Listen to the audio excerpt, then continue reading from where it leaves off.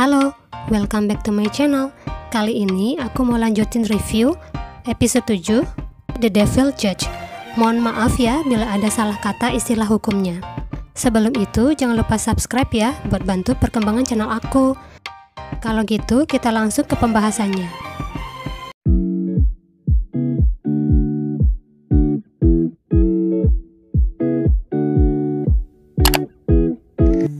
Para anggota yayasan terlihat sangat panik akan kelakuan Johan.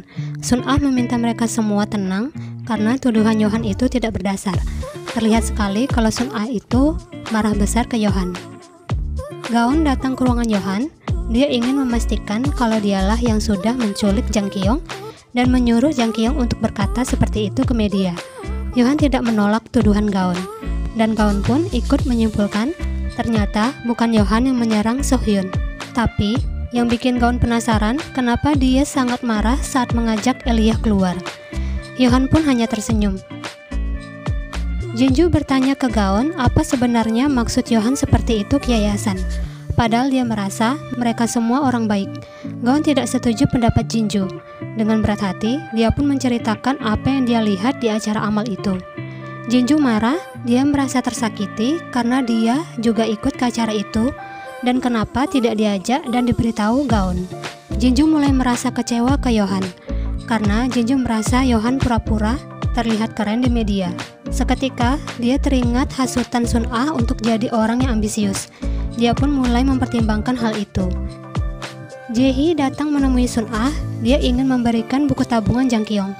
Sun-ah yang melihatnya meminta dibuang saja karena sudah tidak dibutuhkan lagi. Dia hanya membutuhkan itu untuk membuat cerita. Jae-hee bingung dengan ucapan Sun-ah. Sun-ah bertanya kenapa Jae-hee tidak bisa mendapatkan Jang Kyung.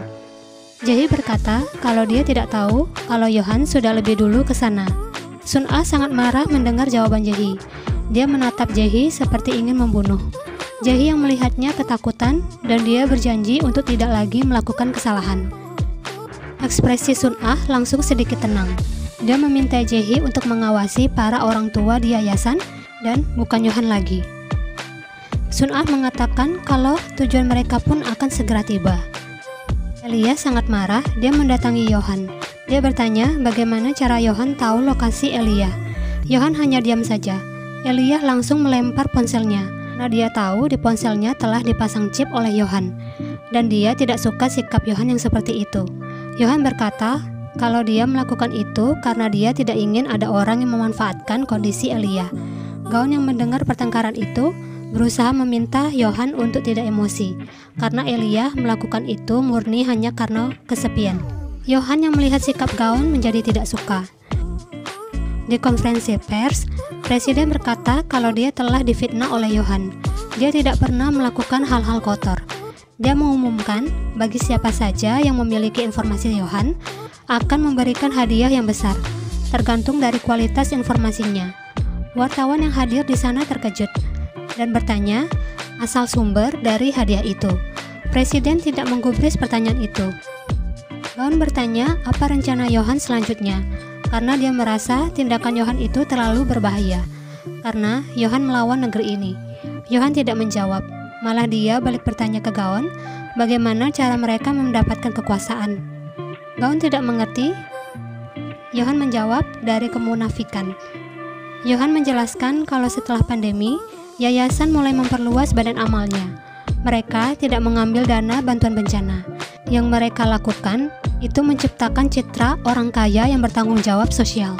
Mereka menggunakan itu untuk mengambil alih pemerintah. Johan juga menjelaskan kalau mereka itu membuat rumah impian hanya ingin membuat gelandangan orang miskin dan orang yang tidak puas jadi satu tempat dan menyembunyikan mereka semua. Setelah itu, mereka akan mulai pembangunan ulang kota secara luas. Gaon yang mendengarnya mengajukan diri membantu Johan mencari bukti. Dengan syarat, Johan jadi hakim yang jujur, tidak melakukan pelanggaran apapun. Johan menyetujuinya, dan misi pertama Gaon itu membuat perpecahan anggota yayasan. Johan memulainya dari grup Minbo. Dia datang ke kantor pimpinan Min, tapi pimpinan Min beralasan sedang rapat. Lebih tepatnya, dia menghindari Johan. Johan pun dengan sabar menunggunya. Tiba-tiba, dia berdiri berjalan ke arah sekretarisnya. Dia melihat sebuah dokumen dan memintanya. Di lantai bawah, resepsionis yang melihat Johan turun dan membawa sesuatu, segera dia menelpon seseorang. Apa itu pimpinan Min atau itu Sun Ah? Pimpinan Park bertemu Johan. Dia berusaha meyakinkan Johan kalau bukan dia yang memberi saksi palsu, dan dia juga tidak pernah memakai uang yayasan. Tidak lupa, dia juga mengatakan kesalahan grup Minbo. Melihat Johan diam saja, pimpinan Park tidak tahan, dan dia berkata akan mengambil dokumen keuangan yayasan. Dia meyakinkan Johan kalau dokumen yang diberikan pimpinan Min itu palsu. Di rumah, Johan melihat Gaon membaca 3 berkas sekaligus. Johan pun tersenyum senang. Di jalan, Johan dicegat segerombolan pria. Pria itu meminta Johan untuk ikut menemui presiden. Presiden menanyakan tentang dokumen yang diberikan grup Minbo dan Sara Media. Dia menawarkan sebuah skenario untuk menggantikan berita tentang dirinya menjadi ke skandal selebritas. Seketika, Johan langsung membuat siaran langsung dengan presiden. Di sana, Johan berjanji kalau dia akan menyelidiki kasus yayasan dan berterima kasih kepada presiden karena sudah merubah pikirannya. Di rumah, Gaon berkata kalau dia telah menemukan titik lemah mereka. Mereka sudah sering mengeluarkan artikel tentang yayasan yang mengeluarkan uang untuk proyek rumah impian, dan dia membutuhkan data keuangan yayasan. Johan ingin menyebarkan informasi palsu ke masyarakat untuk membuat masyarakat percaya bahwa telah terjadi sesuatu yang besar.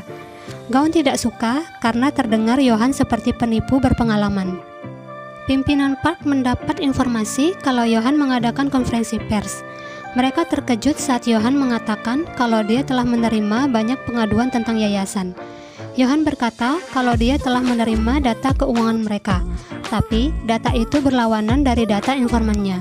Tidak hanya itu, dia juga menampilkan jumlah dana yang didapatkan oleh yayasan. Para wartawan terkejut melihat jumlahnya. Johan pun memberitahu wartawan kalau Gaonlah yang menyelidiki data keuangan yayasan. Hasilnya, data dari sumbangan ke masyarakat dengan dana yang mereka peroleh berbeda dan tidak masuk akal. Johan meyakinkan kalau dia telah mendapat data keuangan yayasan.